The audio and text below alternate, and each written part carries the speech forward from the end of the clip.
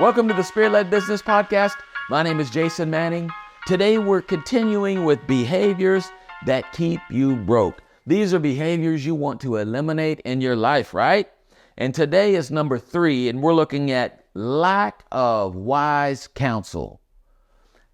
Your lack of getting wise counsel can keep you broke, can cause you to think that you are a failure, to think that because you tried things and they didn't work, it just means that they're not able to work, when really it could be that you just needed to get some counsel, right? You just needed to tweak some things in order for what you were doing to be successful. So I want to read something to you, but before I do, I want to share it with you, something that I see in the body of Christ that people do that really cuts them off from getting this wise counsel. And that's when somebody comes to you, right? Imagine me, I go to someone who knows a little bit about writing books, right? Maybe they're an author, maybe they just had experience in this area, right?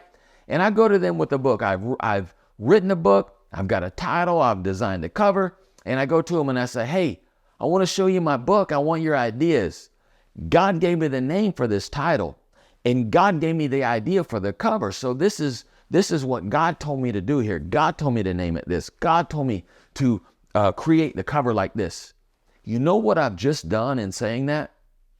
I've just cut myself off from their counsel. Because now in order for them to give me wise counsel, you know what they're going to have to do? They're going to have to pit themselves against God in my life and say, you know what? I know you said God told you to do this, but this is what I think you should do. You know what? That puts them in an uncomfortable situation. So even if you think that God has told you to name your book such and such, or name your business such and such, or to step out on a certain idea, right? If you're going to someone for counsel, which is wise, you shouldn't present it that way. You should just say, this is the name I had in mind for this book. This is the cover that I have designed, or my cover idea, whatever it may be. Present it to them and see if they have something that they can share with you to make your book better, make your idea better. Maybe they have some wise counsel to help you. But if you keep saying God told you to do everything, I've seen that before. And what I saw, I didn't say it. But what I wanted to say to him is, oh no, had God told you, it would have been had God told you to do that, it would have been way better. It would have looked way better. It would have worked way better, right? But I didn't say that, right? But let's look at this. Proverbs chapter 11 and verse 14 in the American Standard Version. It says and look, I'm going to share 3 scriptures with you. And the third one is a doozy, so you don't want to miss it. Proverbs 11:14, American Standard Version. Where no wise guidance is, the people falleth.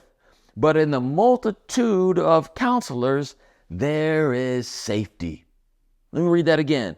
Where no wise guidance is, the people fall. Your ideas can fall flat simply because you don't have wise guidance. Watch this, Proverbs chapter 12 and verse 15 in the New Living Translation. It says, fools think their own way is right, but the wise listen to others. Fools will go and say, God told me to do this, and give no opportunity for somebody to speak into that idea, to speak into their life in that area, right?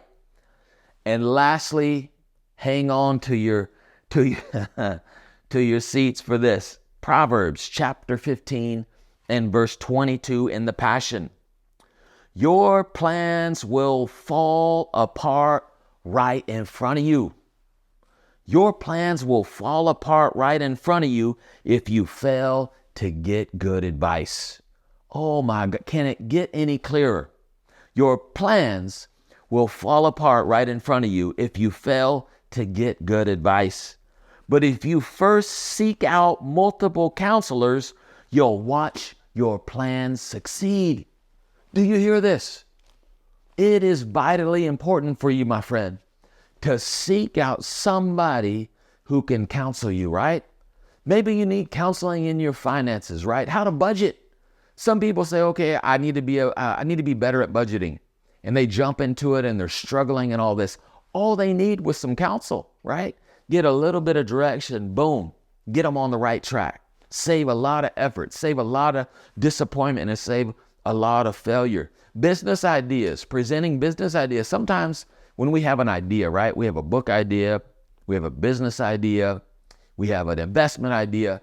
We think we want to keep it a secret, because if I let this secret out, then other people will know and they'll do it, or they'll beat me to the punch or something like that. That's not the case, my friend. If God gave you the idea, surely you have a believer in your life. Surely you have somebody you can trust that you can go to and get some counsel. So let today be the last day that we say, you know what? I believe I can do this on my own. This just came to my mind when I said that. When I got into real estate, right, and had success in real estate, you know what came in my heart? I told the Lord, I said, Lord, I got my real estate license now, but this is what you'll find out. Once you get your real estate license, you've learned a lot of stuff about the legal side, so you learned enough to keep you out of jail. But you didn't learn how to sell houses. If someone could come to you with $1 million house and say, list my home. If you just came fresh out of real estate school and you hadn't had experience, you won't have a clue what to do, right? So I said, God, I need counsel. I need somebody who would take me under their wings and walk me through this. And that's exactly what God did. He introduced me to the vice president of the oldest residential real estate company in Fort Worth. And I go up to that man and he tells me, I'll take you under my wing. I'll teach you everything I know. I'll show you the ropes. I'll teach you how to do it.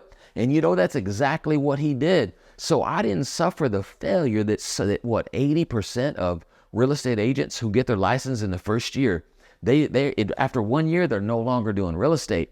But I got wise counsel, right? The president of the real estate company I was with, such a wise woman, been doing this. I think it was her grandma's business and hers, but she knew inside out how to do real estate. Any question I had, they had the answers, and they took me under their wings. They showed me the way. They helped me, and I was able to be successful, not just because I was good at doing real estate, but before I became good, I needed help. I needed counsel. I was able to copy what they did and do what they told me to do, and I was able to be successful. My friend, that's what you have to do in your life. You have to say, look, I'm taking the guesswork out by getting some counsel before I start, right? You don't want to deliberate forever on an idea, but you do want to get some wise counsel and then move forward with boldness, right?